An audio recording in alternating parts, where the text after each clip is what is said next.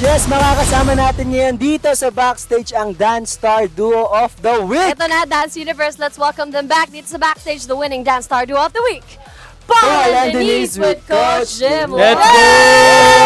Let's go! Let's go! Congratulations! Yes, Finally. gusto ko lang sabihin na anong nararamdaman nyo na kayo ang Dance Star Duo of the Week. Nagigigil ako. Finally! Finally kasi parang nabayaran na yung mga lipad-lipad ko. Ganon. Yes! Lahat ng hirap, lahat ng pagod. Totoo.